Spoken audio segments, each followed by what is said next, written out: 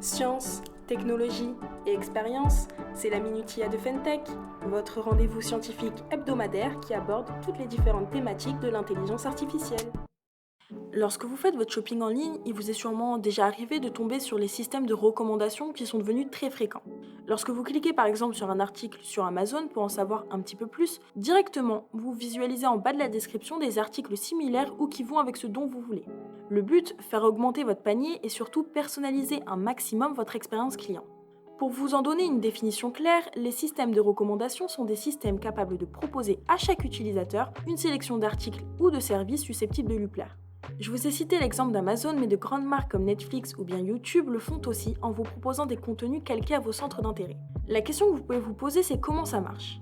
Eh bien, il existe deux grands types de systèmes, les user-based et les item-based. Dans le cas du user-based, les systèmes vont placer chaque utilisateur dans un sous-groupe d'utilisateurs. Et pour ça, ils vont analyser son profil, donc son historique de navigation sur le site, les informations relatives à ses caractéristiques, son âge, son sexe, sa catégorie socio-professionnelle, et à partir de là, lui proposer des recommandations qui plaisent aux autres utilisateurs lui ressemblant. Vous avez de l'autre les item-based, ou les algorithmes qui, à travers différentes techniques de machine learning, comme le traitement d'images par exemple, vont être en capacité de recommander des produits ou des services à partir des similarités qu'il y a entre les produits que le client regarde.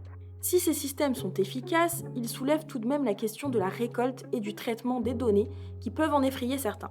Mais je vous rassure, en France, des règles sont en vigueur pour vous protéger, notamment avec le RGPD, le Règlement général sur la protection des données.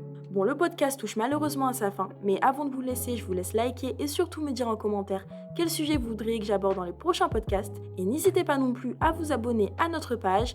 Sur ces belles paroles, je vous dis à la semaine prochaine pour un nouveau numéro de la Minutia.